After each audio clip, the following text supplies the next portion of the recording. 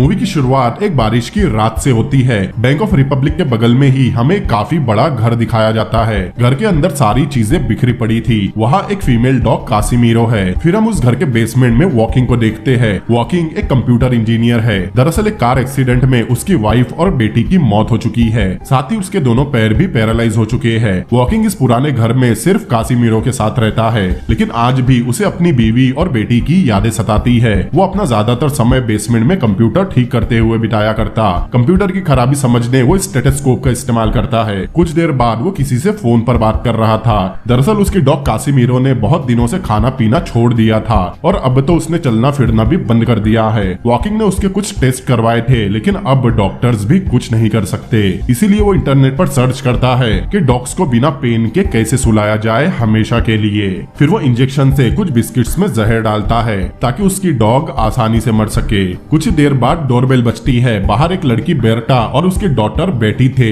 दरअसल वॉकिंग ने अपने घर का एक रूम रेंट पर देने के लिए ऐड दी थी, लेकिन बेर्टा बिना फोन किए ही आ गई। लेकिन फिर भी वॉकिंग उसे रूम दिखाता है। बेटी कासिमीरो के पास जाती है, लेकिन कासिमीरो उस पर गुर्राने लगती है। वॉकिंग बताता है उसे स्ट्रेंजर्स पसंद नहीं। फिर बेर्टा रूम देखने जाती है। वॉकिंग उनके साथ बहुत ज्यादा सोशल नहीं था, लेकिन बेर्टा को रूम बहुत पसंद आता है। वो यहाँ 1 घंटे में ही आना चाहती है क्योंकि उसका सामान पास में ही है। वॉकिंग उसे मना करने की कोशिश करता है, लेकिन बेल्टा सुनती ही नहीं। वॉकिंग उस बिस्किट के जार को फिलहाल रख देता है। 2 घंटों के अंदर ही बेल्टा अपना सामान लेकर आ जाती है। सेटल होने के बाद बेल्टा उसके बिखरे घर को साफ करती है, हर चीज को अपनी जगह रखती है। बेल्टा उससे बात करने की कोशिश करती है, लेकिन वॉकिंग को अकेला रहना ही पसंद है। बेल्टा बताती है वो किसी बार में डांसर है। वो आई तो थी एक्ट्रेस बनने, लेकिन वॉकिंग को इस बात की कोई परवाह नहीं थी। वो बेल्टा को रूडली जवाब देकर अपने एलिवेटर से बेसमेंट में चला जाता है। उसके जाने के बाद बेल्टा टेबल पर बैंक का नोटिस देखती है। दरअसल वॉकिंग पर $1.5 लाख का कर्ज है।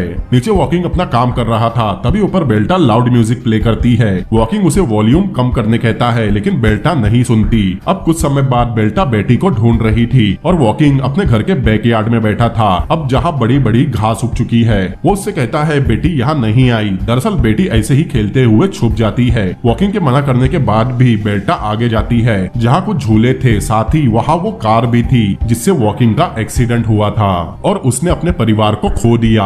बहुत ढूंढने के बाद उन्हें बेटी गैराज की अलमारी में मिलती है। अब रात में बेल्टा वॉकिंग की कुछ पुरानी फोटोज देखती है जिसमें वो बहुत खुश था। कासिमीरो उसके पास बचपन से है। किसी समय वो अपने परिवार के साथ बहुत खुश रहता था, लेकिन एक ही एक्सीडेंट ने उसका सब कुछ छीन लिया। उन फोटोज को देखकर बेल्टा को उससे हमदर्दी होने लगती है। अब 1-2 दिन बाद बेल्टा उसे टेरेस पर चलने कहती है क्योंकि टेरेस की हालत बहुत खराब है। वो उसे छत पर लेकर आती है, लेकिन असल में बेल्टा ने उसके लिए सरप्राइज डिनर प्लान किया था क्योंकि रेंट एग्रीमेंट साइन करते समय उसने देख लिया था आज उसका बर्थडे है। बेटी के सोने के बाद उसे लगता है वॉकिंग को बच्चे पसंद नहीं क्योंकि उसने कभी बेटी से बात नहीं की, लेकिन वो कहता है बेटी ने ही उससे कभी बात नहीं की। तब वो बताती है वो किसी से बात नहीं करती, यहाँ तक कि उससे भी नहीं। बेटी गूंगी नहीं है, बल्कि 1.5-2 साल पहले उसने अचानक बोलना बंद कर दिया। डॉक्टर्स ने कहा है उस पर बोलने के लिए दबाव ना बनाया जाए। बेटी की इस हालत से वो बहुत परेशान है। कुछ दिन में क्रिसमस आने वाली है जो वॉकिंग अकेला ही मनाएगा, मतलब अब वो चारों साथ मनाएंगे। अब यहाँ दोनों एक दूसरे के साथ काफी कंफर्टेबल हो गए थे।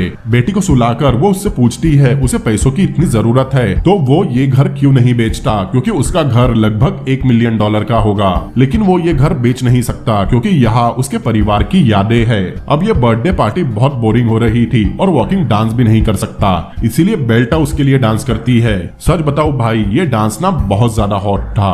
अब ऐसे ही दिन बीतने लगते हैं। वॉकिंग अपने बेसमेंट में काम करता रहता और ऊपर बेल्टा म्यूजिक शुरू कर देती, लेकिन उसे भी अब इन सब की आदत हो चली थी। अब एक दिन वॉकिंग हॉल में अपना काम कर रहा था और बेल्टा बेटी को कहानी सुना रही थी, लेकिन बेटी उठकर कासिमीरो के पास जाती है। वॉकिंग चुपचाप ये देख रहा था, लेकिन जैसे ही बेल्टा का ध्यान उस पर जाता है वो बेटी को दूर करने लगती है, लेकिन बेटी जिद कर रही थी। लेकिन वॉकिंग देखता है इतने दिनों में पहली बार कासिमीरो अपनी जगह पर खड़ी होती है और अपने पैरों से चलकर बेटी के पास आती है। अब बेटी और कासिमीरो में एक बॉन्ड बन गया था। ये देखकर बेल्टा भी हैरान थी।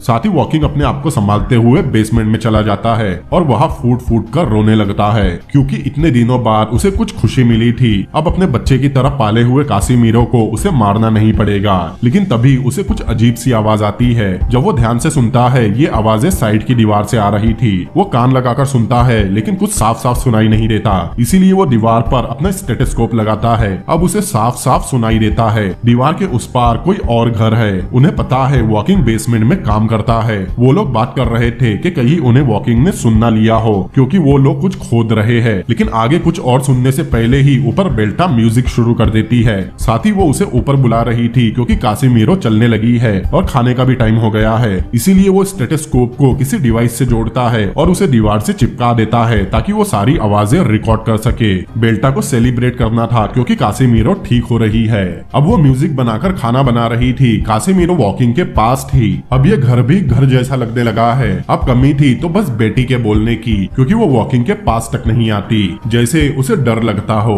अब अगले दिन वॉकिंग वो रिकॉर्डिंग सुनता है जो उसने कल रात स्टार्ट करके छोड़ा था। उस रिकॉर्डिंग में कुछ लोग बात कर रहे थे। वॉकिंग उनके नाम नोट करता है, जैसे मुनेको, पीछी, जुर्डो, रेने। साथ ही उनकी बातों से वॉकिंग को समझ में आता है वो लोग 10 दिनों के बाद मतलब 24 दिसंबर को कुछ करने वाले हैं। लेकिन अब तक उसे ये समझ नहीं आया था आखिर वो लोग कर क्या रहे हैं। इसीलिए वो उस दीवार में छोटा सा होल करता है और उसमें एक छोटा सा कैमरा फिट करता है जो उसके कंप्यूटर से कनेक्टेड है और उसे पुराने कंप्यूटर से छुपा देता है। अब बेल्टा और बेटी को सेफ रखने के लिए वो उन्हें यहाँ से जाने कहता है, जबकि उन्होंने एग्रीमेंट किया है। इस बात से बेल्टा भड़क जाती है क्योंकि वॉकिंग उसे एक्सप्लेन भी नहीं कर रहा। उसे लगता है वॉकिंग इस बात से डर गया है कि वो दोनों करीब आ रहे हैं और वो खुद व्हील चेयर पर है तो वो उन लोगों का ख्याल कैसे रखेगा। और उसे लगता है व्हील चेयर पर होने की वजह से वो उसे रिजेक्ट कर देगी। वॉकिंग उसे समझाने की कोशिश करता है ऐसी कोई बात नहीं है। इसीलिए बेल्टा उसे कल सुबह तक बताने कहती है वो यहाँ रुके या चले जाए। अब रात में वॉकिंग उन नोट्स को स्टडी करता है जो उसने उनकी बातें सुनकर बनाए थे। अब अगली सुबह वो हॉल में आता है। बेल्टा उसे कॉफी देती है। वॉकिंग उसे कहता है वो यहाँ रुक सकती है, उसे जाने की जरूरत नहीं। ये सुनकर बेल्टा काफी खुश थी। साथ ही वॉकिंग उसे कुछ दिखाने बेसमेंट में बुलाता है क्योंकि उसे बेल्टा को सब बताना था। अब वो बेसमेंट में जाकर कल रात की रिकॉर्डिंग प्ले करता है क्योंकि वो लोग ज्यादातर सिर्फ रात में ही काम करते हैं। इस बीच उसे किसी श्वार्ज़नेगर का नाम पता चलता है और कुछ ही देर बाद वो देखता है वो लोग कोई सुरंग खोद रहे हैं और उन्हें अपना काम 24-25 तारीख के पहले खत्म करना है। साथ ही वो लोग किसी डेटोनेटर की बात कर रहे थे। तभी उनके बॉस गैलेरिटो से कोई मिलने आता है और यहाँ पता चलता है उससे मिलने और कोई नहीं बल्कि बेल्टा आई है। मतलब बेल्टा को वॉकिंग के घर उसी ने भेजा है ताकि वो उसका ध्यान भटका सके। और इतना ही नहीं, बेल्टा गैलेरिटो की गर्लफ्रेंड है। वो उससे नाराज थी क्योंकि उसने उसे किसी दूसरे आदमी के पास भेज दिया। गैलेरिटो उसे एक यूनिक चाबी का लॉकेट देता है। जाने से पहले गैलेरिटो उससे कहता है वो फिर से यहाँ बिल्कुल ना आए और उन्हें जो भी बात करनी है वो सिर्फ मैसेज से करेंगे। ये जानकर वॉकिंग को शौक तो लगता ही है, साथ ही उसे बहुत दुख भी होता है क्योंकि वो बेल्टा को पसंद करने लगा था। तभी वहाँ बेल्टा आती है क्योंकि उसने ही उसे बुलाया था कुछ दिखाने के लिए। लेकिन अब वो बहाना बनाकर इस बात को टाल देता है। अब रात में जब वो सोया था अचानक उसके रूम में बेटी आती है और उसे सोया हुआ देखकर चली जाती है। वॉकिंग भी ये देख रहा था। अब वॉकिंग रिकॉर्डिंग देखना जारी रखता है। वो देखता है वो लोग कोई ब्लूप्रिंट देख रहे हैं। तब जाकर उसे समझ में आता है वो लोग सुरंग खोद रहे हैं ताकि उसके घर के बाद वाले बैंक में चोरी कर सके और वो टनल वॉकिंग के बेसमेंट से होकर जाने वाली है। अब वॉकिंग उनका सारा प्लान समझ गया था। अब कुछ देर बाद बेल्टा को मार्केट जाना था। तब वॉकिंग बेटी से बात करने की कोशिश करता है जिसे बेल्टा भी सुन रही थी, लेकिन बेटी हमेशा की तरह कोई जवाब नहीं देती।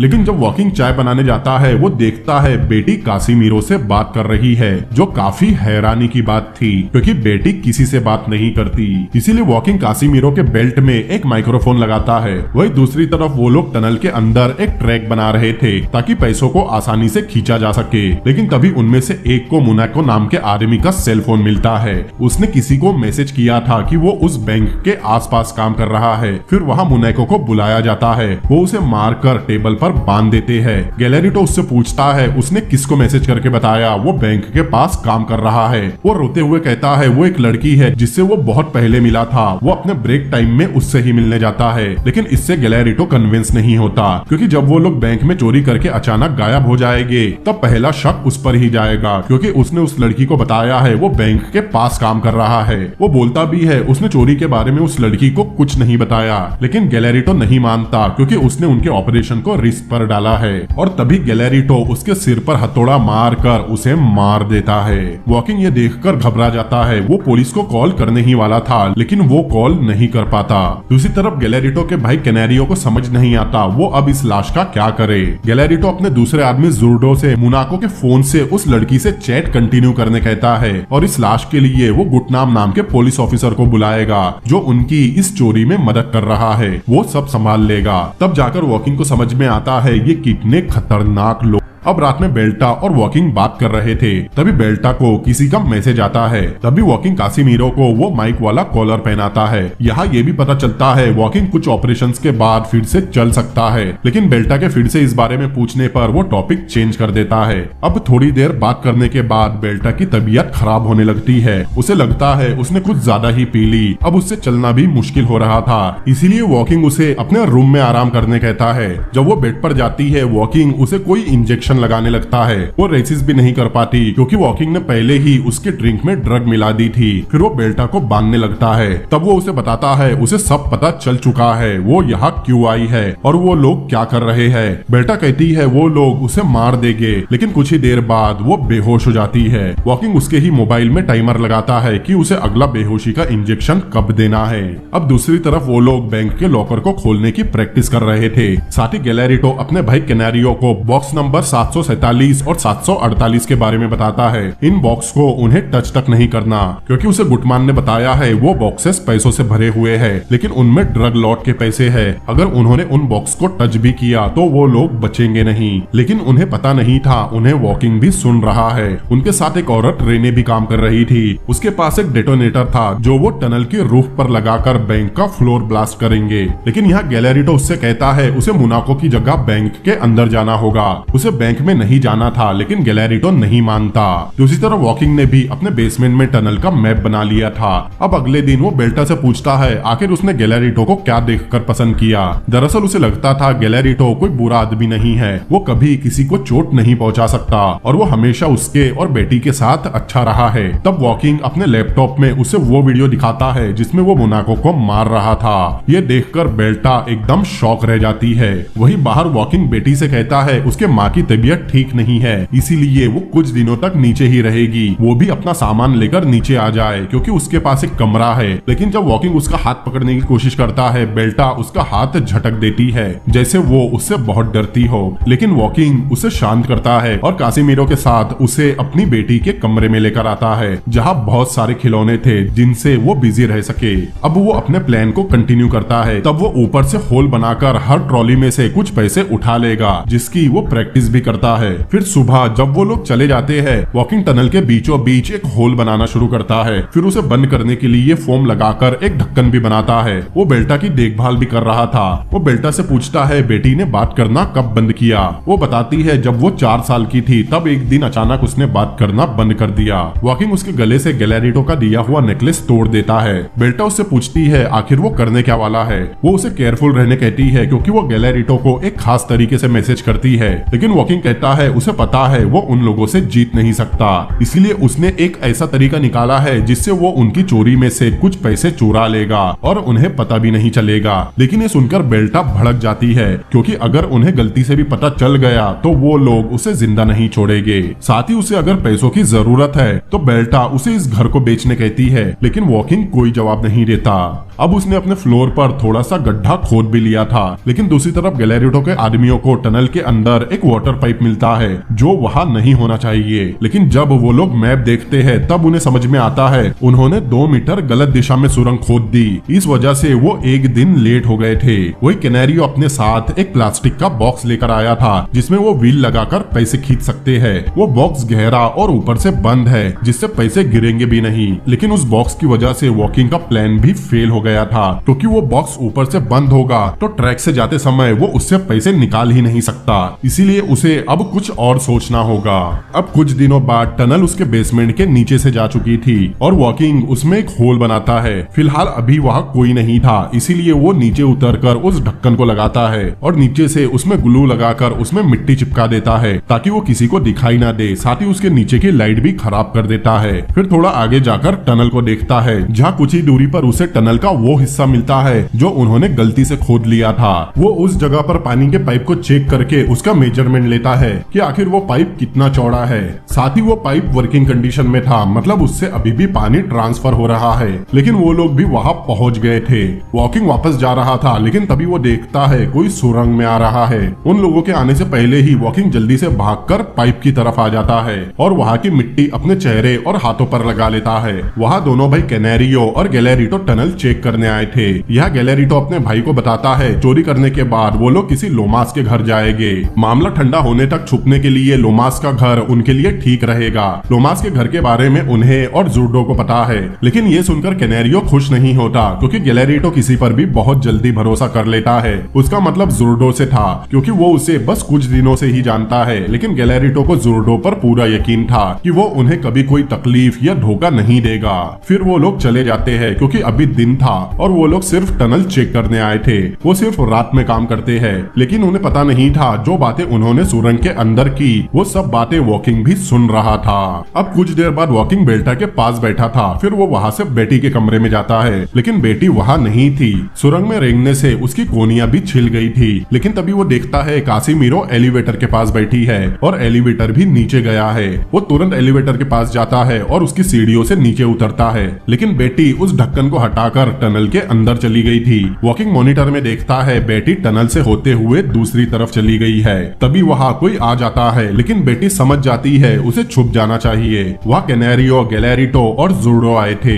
और कुछ ही देर बाद वहाँ करप्ट पुलिस ऑफिसर गुटमान भी आता है। वो काफी बूढ़ा और बीमार लग रहा था। अब वॉकिंग बस उन्हें देखने के अलावा कुछ कर नहीं सकता था। गैलेरिटो उसे बताता है उन लोगों ने सुरंग लगभग खोद ली है। वो लोग परसों चोरी करेंगे। उनके पास एक छोटा बम है जिससे वो बैंक के वॉल्ट का फ्लोर उड़ाएंगे, जिससे काम और जल्दी हो जाएगा। साथ ही वो ये काम 8 बजे करेंगे। परसों क्रिसमस है, जिससे उस बम की आवाज पटाखों की आवाज के बीच दब जाएगी। तभी जुर्डो बताता है उसे उसकी घड़ी नहीं मिल रही, उसने उसे यही रखा था, लेकिन अब वो गायब हो चुकी है। गुटमान बताता है संडे को बरसात हो सकती है, जो उनके लिए अच्छी बात है। तब कैनेरियो सुरंग के पास आता है और जैसे ही वो कपड़ा हटाता है वॉकिंग ढक्कन लगा देता है, जिससे उसे टनल में बस अंधेरा दिखाई देता है। अब गुटमान को गैलेरिटो से अकेले में बात करनी थी। गैलेरिटो इस काम के बाद बेल्टा के साथ रिटायर होने वाला है। गुटमान उसे कुछ और बॉक्सेस के नंबर देता है जिन्हें उन्हें टच नहीं करना है क्योंकि उन बॉक्सेस से अलार्म अटैच है। साथ ही उसे 155 नंबर का बॉक्स चुराने कहता है।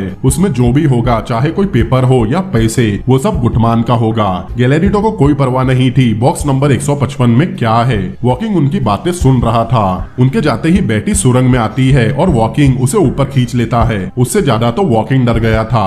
उसे लगा जैसे उसने अपनी बेटी को फिर से खो दिया हो। फिर वो देखता है बेटी के पास कोई हैंड वॉच है। वॉकिंग समझ जाता है ये जुर्डो की वॉच है, जिसके बारे में वो थोड़ी देर पहले बात कर रहा था। अब कुछ देर बाद वो जल्दी से बेल्टा के पास आता है क्योंकि गैलेरिटो उसे कॉल कर रहा था और वो उससे बोले कि यहाँ सब कुछ ठीक है, लेकिन बेल्टा नहीं मानती। वो उससे खुद को छोड़ने कहती है। तब वो उसे बताता है बेटी बात करती है, वो कासिमीरो से बात करती है। ये सुनकर बेल्टा बहुत हैरान थी। वो बताता है उसने कासिमीरो के गले में माइक लगाया था और 2 साल बाद बेल्टा अपनी बेटी की आवाज सुनती है। वो सच में कासिमीरो से बात करती है। उसे बेटी की आवाज और सुननी थी, लेकिन वॉकिंग उसे बताता है बेटी ने 4 साल की उम्र में बात करना छोड़ दिया था और अभी वो 6 साल की है और 2 साल पहले ही वो गैलेरिटो से मिली थी। फिर वॉकिंग उसे आगे की रिकॉर्डिंग सुनाता है, जिसे सुनकर उसे समझ में आता है पिछले 2 साल से उसका बॉयफ्रेंड गैलेरिटो उसकी बेटी को सेक्सुअली असॉल्ट करता आ रहा है और इसी वजह से बेटी ने बात करना बंद कर दिया था। साथ ही वो मर्दों से भी डरने लगी है, इसीलिए वो वॉकिंग के पास नहीं आती। ये जानते ही बेर्टा बुरी तरह रोने लगती है क्योंकि बेटी की इस हालत की जिम्मेदार और कोई नहीं बल्कि वो खुद है। साथ ही उसे बहुत गुस्सा आ रहा था। वो गैलेरिटो को मार देना चाहती है। वॉकिंग उससे कहता है वो गैलेरिटो के प्लान को बर्बाद कर देगा। वो टनल में पानी भरने वाला है और वो बेटी का भी ख्याल रखेगा, लेकिन इसमें उसे उसकी मदद करनी होगी। उसे फोन करके गैलेरिटो को बताना होगा यहाँ सब कुछ ठीक है और वॉकिंग को उनके बारे में कुछ नहीं पता। इसीलिए वो गैलेरिटो को फोन करके वैसा ही बोलती है जैसा वॉकिंग ने कहा। उसे बेटी को देखना था, लेकिन वॉकिंग उसे इंजेक्शन देकर सुलाने लगता है क्योंकि उसे पता है बेल्टा अभी बहुत गुस्से में है और वो कुछ गलत कर बैठेगी, इसीलिए वो उसे अभी नहीं खोलता। अब रात में वॉकिंग फायरवर्क देख रहा था, तभी वहाँ बेटी आती है। वो वॉकिंग से कुछ बात तो नहीं करती, लेकिन दोनों साथ में फायरवर्क देखते हैं। अब आता है 25 दिसंबर क्रिसमस, मतलब चोरी का दिन। वॉकिंग और गैलेरिटो दोनों ही तैयार थे। जुर्डो अभी तक अपनी वॉच ढूंढ रहा था जो उसे कहीं कहीं नहीं मिलती। फिर टनल में से रेने निकलती है। दरअसल उसने बैंक वॉल्ट के फ्लोर के नीचे एक छोटा बम लगा दिया था, जिससे सिर्फ फ्लोर में एक होल होगा, बैंक को कोई नुकसान नहीं होगा। अब उन लोगों की सभी तैयारी हो चुकी थी, सभी चीजें उनके प्लान के अकॉर्डिंग ही हुई है। अब वो लोग रात 8 बजे चोरी करने वाले हैं। अभी 7 बजने में 15 मिनट बाकी थे। वो बेटी से कुछ देर में वापस आने का बोलकर उसके कमरे को लॉक कर देता है। फिर अपने कोहनियों पर पट्टी बांधता है ताकि फिर से उसकी कोहनियां छिल न जाए। उसने बेसमेंट में हर जगह कंप्यूटर बिखरा दिए थे और उस होल के ऊपर टेबल इस तरह सेट किया था कि एक रस्सी खींचते ही टेबल उस होल के ऊपर गिर जाए। अब वो टनल में उतरता है। उसके पास 1 घंटे का समय है। फिर वो रेंगते हुए बैंक के नीचे आता है। वहाँ वो छोटा बम लगा हुआ था। वॉकिंग धीरे से वहाँ से बम निकालता है और उसे लाकर पानी के पाइप के पास लगा देता है। फिर वापस जाकर फ्लोर को तोड़ने लगता है। कुछ ही देर बाद फ्लोर टूटने लगता है। वो जानबूझकर फ्लोर का टूटा हुआ मलबा होल के ऊपर की तरफ फेंकता है ताकि ऐसा लगे वो होल ब्लास्ट से बना हो। और वो बैंक के वॉल्ट में आता है। हर जगह सेफ्टी डिपॉजिट बॉक्स थे। वॉकिंग रेंगते हुए जानबूझकर बॉक्स नंबर 748 के पास आकर उसे ही खोलता है, क्योंकि वो बॉक्स ड्रग लॉट के है। वॉकिंग उसके पैसे और गन ले लेता है, लेकिन वापस जाते समय वो ध्यान नहीं देता कि बॉक्स फिर से खुल गया। अब वो बैग में पैसे भरकर रेंगता हुआ टनल से वापस जा रहा था, लेकिन वो देखता है वो लोग आ चुके हैं। रेने टनल में देखती है, लेकिन वॉकिंग छुप जाता है। वॉकिंग देखता है वो आधा घंटा पहले ही आ गए। अब वो बम को ब्लास्ट करके अभी ही टनल के अंदर जाने की बात कर रहे थे और वो अभी उस बम के पास ही था, इसीलिए उसे तुरंत वापस भागना पड़ता है। उसके बैंक में वापस आते ही बम ब्लास्ट होता है। अब पूरे टनल में धूल हो गई थी। वो एग्जॉस्ट से धूल निकाल रहे थे। अब वॉकिंग के पास बस थोड़ा ही समय बचा था, इसीलिए वो तुरंत वापस जाने लगता है। बीच में रुककर वो देखता है उस बम ने पानी के पाइप को डैमेज कर दिया है। वो जैसे तैसे अपने बेसमेंट के नीचे आता है और उन लोगों के देखने से पहले ही ऊपर चढ़कर होल का ढक्कन बंद कर देता है। यहाँ वॉकिंग बस 1 सेकंड से बचा था। गैलेरिटो रेने के साथ 2 आदमियों को बैंक में भेजता है। वो लोग बैंक में पहुंचते ही बॉक्सेस को खोलने लगते हैं। साथ ही उन बॉक्सेस पर निशान लगाने लगते हैं जिन्हें नहीं खोलने। उन्हें बॉक्स में बहुत सारा कैश और गहने मिल रहे थे। इस तरफ वो लोग पैसों को ट्रॉली में रखते हैं और दूसरी तरफ से कैनेरियो ट्रॉली को खींच रहा था। वॉकिंग देखता है उनके पैसे जाना शुरू हो गए, लेकिन अब वो पानी का पाइप टूटने लगा था। बैंक में रेने देखती है बॉक्स नंबर 748 पहले से खुला हुआ है। अब उनकी बस 1 या 2 ही ट्रॉली गई होगी, लेकिन पाइप बहुत टूट गया था। अब दोनों तरफ पता चलता है टनल में पानी भर रहा है। जब रेने आगे जाकर देखती है तो टनल के बीच में बहुत ज्यादा पानी भर गया था। वो जल्दी से बैंक में दोनों आदमियों को निकलने बोलती है। अब तीनों जल्दी वापस जा रहे थे, लेकिन टनल में अब बहुत ज्यादा पानी भर गया था। गैलेरिटो, कैनारियो और जुर्डो को ये समझ में आ जाता है, इसलिए वो तीनों वहाँ से भाग जाते हैं। इधर टनल के अंदर रेने फंस चुकी थी और पानी भरने से वो डूब जाएगी। अब वो दोनों आदमी समझ जाते हैं वो टनल पार नहीं कर पाएंगे। अब रेने को मदद के लिए चिल्लाता हुआ सुनकर वॉकिंग ढक्कन हटाकर उसे बचाने अपना हाथ आगे बढ़ाता है, लेकिन रेने उसका हाथ पकड़कर चिल्लाने लगती है, इसीलिए वॉकिंग को मजबूरन ऊपर आकर ढक्कन बंद करना पड़ता है। रेने उस पर हिट करने लगती है, लेकिन वॉकिंग ढक्कन नहीं खोलता और कुछ ही देर बाद रेने की आवाज आना भी बंद हो जाती है। वॉकिंग बहुत रोता है क्योंकि उसने किसी की जान ली है, लेकिन उसके पास कोई दूसरा चारा भी नहीं था। अब पानी उस होल से बाहर आ रहा था, साथ ही बैंक में भी पानी भरना शुरू हो गया था। वो दोनों आदमी अब बैंक में ही फंस गए थे। अब उसके बेसमेंट में भी पानी भरने लगा था। वॉकिंग उस होल के ऊपर टेबल गिरा देता है। इस तरफ बैंक में अब बहुत ज्यादा पानी भर गया था। अब उन दोनों के पास अपनी जान बचाने का कोई रास्ता नहीं बचता, इसीलिए वो फैसला करते हैं वो उन बॉक्स को खोलेंगे जो सीधा अलार्म से कनेक्टेड है। वही दूसरी तरफ वॉकिंग उन पैसों के बैग को अलमारी में रखता है। अब उस एरिया की लाइन भी जा चुकी है, हर तरफ अंधेरा है। वो बेल्टा के हाथ खोलता है। उसे बहुत बुरा लग रहा था क्योंकि उसने किसी की जान ली है, लेकिन तभी बेल्टा उसके सिर पर कुछ मारकर उसके ऊपर बैठ जाती है। वॉकिंग बताता है वो लोग चले गए, साथ ही उस बैग में बहुत सारे पैसे हैं और अब वो तीनों एक साथ रह सकते हैं। वो दोनों का ख्याल रखेगा। बेल्टा वॉकिंग को पसंद करती है, लेकिन नहीं मानती। वो वॉकिंग को ड्रग देने ही वाली थी, इसीलिए मजबूरन वॉकिंग को उसे नॉकआउट करना पड़ता है। अब वो जाकर नहाता है। अब बाहर बहुत सारी पुलिस भी आ चुकी थी, इसीलिए वॉकिंग बाहर आकर पुलिस वालों से कहता है उसके बेसमेंट में कहीं से पानी भर रहा है, लेकिन ऑफिसर फिलहाल उसे अपने घर जाने बोलते हैं। वॉकिंग देखता है एक कार में गुटमान बैठा है। गुटमान गैलेरिटो को कॉल करता है। वो बताता है अचानक टनल में पानी भर गया। गुटमान उसे बॉक्स नंबर 155 के बारे में पूछता है जो उसने उसे लाने कहा था, लेकिन गैलेरिटो बताता है उनके पास इतना टाइम ही नहीं था। ये सुनते ही गुटमान फोन कट कर देता है।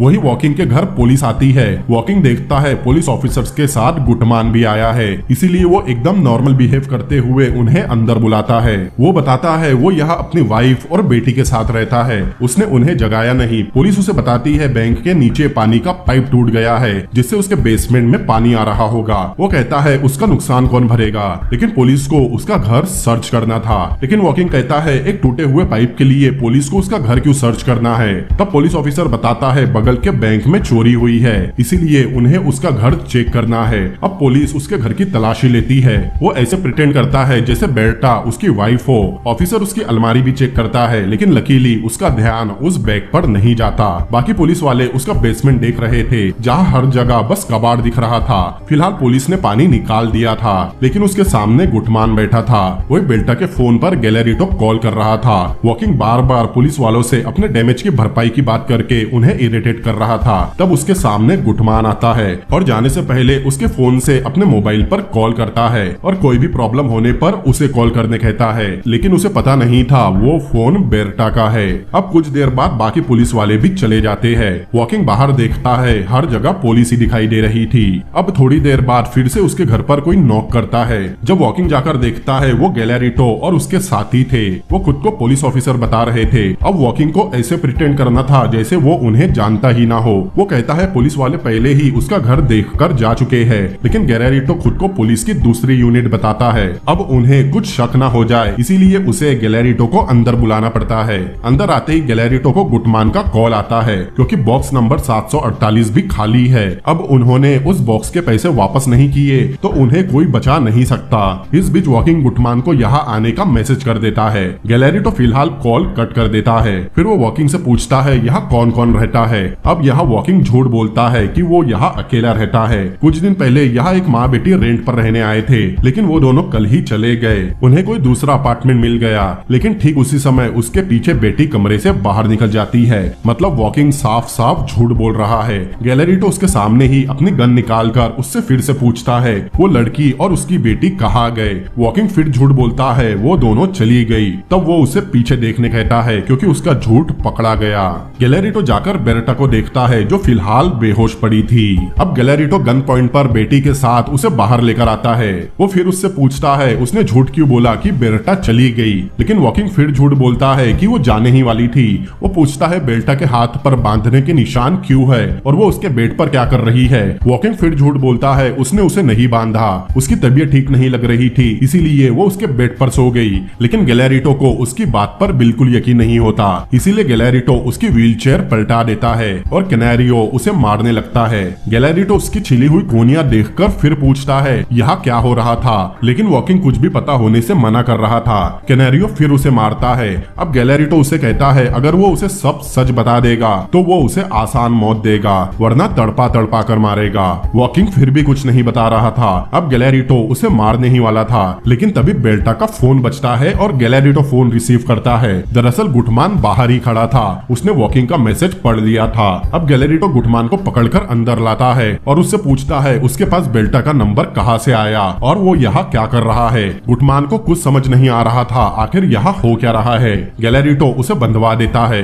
गैलेरिटो फिर वॉकिंग के पास जाता है क्योंकि उसे भी कुछ समझ नहीं आ रहा था आखिर यहाँ हो क्या रहा है। बेर्टा बेहोश क्यों है, वो झूठ क्यों बोल रहा है, गुटमान यहाँ क्या कर रहा है, वो सब कुछ उसे बताने बोल रहा था। लेकिन वॉकिंग फिर से उसे कंफ्यूज करते हुए कहता है उसे नहीं पता गुटमान यहाँ क्या कर रहा है और उसके पास बेर्टा का नंबर कैसे आया। अब गैलेरिटो बहुत ज्यादा परेशान हो गया था, इसीलिए वो वॉकिंग को मारने ही वाला था। लेकिन अब यहाँ वॉकिंग एक और झूठ बोलता है, वो जोर्डो से खुद को बचाने कहता है। अब उसके मुंह से जोर्डो का नाम सुनकर सब और ज्यादा कंफ्यूज हो जाते हैं कि आखिर उसे जोर्डो का नाम कैसे पता। जोर्डो को भी ये नहीं पता था। वॉकिंग जोर्डो से सच बताने कहता है। जोर्डो कहता है उसे नहीं पता आखिर ये बात क्या कर रहा है। अब वॉकिंग फिर से झूठ बोलता है। जोर्डो टेरिस पर बेटा से मिलने आता था। उसने और बेटा ने ही उसे रॉबरी और टनल के बारे में बताया। उन्होंने उसे अपने बेसमेंट में एक होल करने कहा ताकि जब वो लोग ट्रॉली से पैसे खींचेंगे बेटा और वो उसमें से कुछ पैसे निकाल लेंगे और तीनों उन पैसों को आपस में बांट लेंगे।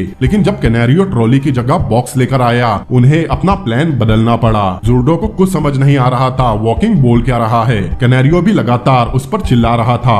वॉकिंग आगे कहता है जोर्डो ने ही बेर्टा को मारा है और उसे बांधकर और बेहोश करके रखा क्योंकि उसे बेर्टा पर यकीन नहीं था। यह जोर्डो एकदम हैरान और परेशान था। अब उन्हें उन्हें और यकीन दिलाने के लिए वॉकिंग गैलेरिटो और कनारियो का नाम बताता है। अब गैलेरिटो को उस पर यकीन होने लगा था। साथ ही वो बताता है वो लोग रॉबरी के बाद लोमास के घर छुपने वाले थे। अब ये सुनकर जुर्डो और गैलेरिटो और ज्यादा हैरान थे, क्योंकि रॉबरी के बाद वो तीनों लोमास के घर छुपने वाले हैं, ये सिर्फ उन तीनों को ही पता था। जुर्डो लगातार बोल रहा था उसे कोई आइडिया नहीं है वॉकिंग को इन सब के बारे में कैसे पता। अब उन्हें और यकीन दिलाने वॉकिंग गैलेरिटो को सामने का ड्रॉर खोलने कहता है, जिसके बाद उन्हें पूरा यकीन हो जाएगा। गैलेरिटो जाकर वो ड्रॉवर खोलता है और जुर्डो की खराब किस्मत वहाँ उसकी वॉच रखी थी जिसे वो ढूंढ रहा था। वॉकिंग कहता है जुर्डो अपनी घड़ी यही भूल गया था।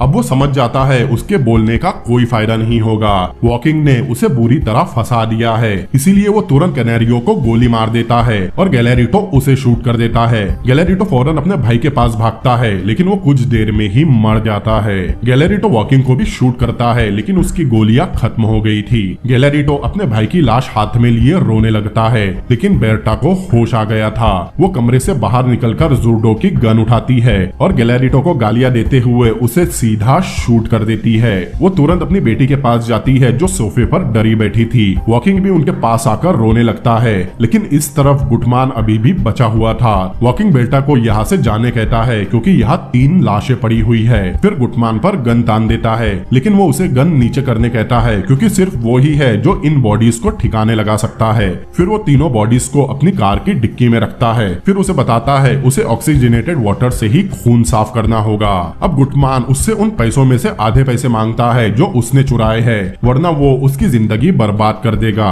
लेकिन तब वॉकिंग उसे वो रिकॉर्डिंग दिखाता है जिसमें वो गैलेरिटो के साथ बॉक्स के बारे में बात कर रहा था। तब गुटमान वो बिस्कुट का जार निकालता है जिसमें मूवी की शुरुआत में ही वॉकिंग ने जहर मिलाया था। साथ ही वो उसमें से एक बिस्कुट खा भी लेता है। फिर बेटा और बेटी पर गन पॉइंट करके उससे पैसे मांगता है, इसीलिए मजबूरन वॉकिंग को वो बैग उसे देना पड़ता है। गुटमान उनमें से और कुछ बिस्किट अपनी जेब में रख लेता है और हंसता हुआ वहाँ से चला जाता है। लेकिन कुछ दूर जाते ही उसकी तबीयत बिगड़ने लगती है और उसकी कार किसी ट्रक से टकरा जाती है, जिससे कार में आग लग जाती है और एक लाश का हाथ भी बाहर आ जाता है। गुटमान ये बाहर आकर देखता है, लेकिन कार में और ज्यादा आग लग जाती है और गुटमान भी अपनी मौत एक्सेप्ट करके जमीन पर लेट जाता है। दूसरी तरफ सब शांत होने के बाद अब तीनों साथ में थे। अब कुछ दिनों बाद हम देखते हैं वॉकिंग अपनी जिंदगी में आगे बढ़ चुका है। उसने अपना घर बेच दिया है और तीनों कासिमीरो के साथ वहाँ से जा रहे हैं। मूवी के आखिरी सीन में बेटी वॉकिंग का हाथ पकड़ती है और इसी के साथ ये मूवी भी यही खत्म होती है। तो दोस्तों, कैसी लगी आपको ये मूवी मुझे कमेंट करके जरूर बताएं। अगर ये वीडियो आपको पसंद आया हो तो इस वीडियो को लाइक करें, अपने दोस्तों के साथ शेयर करें और ऐसी ही अमेजिंग मूवीज के एक्सप्लेनेशन देखने के लिए मेरे चैनल को सब्सक्राइब करें। तो मिलते हैं अगली बार किसी और अमेजिंग मूवी के एक्सप्लेनेशन के साथ। Peace out.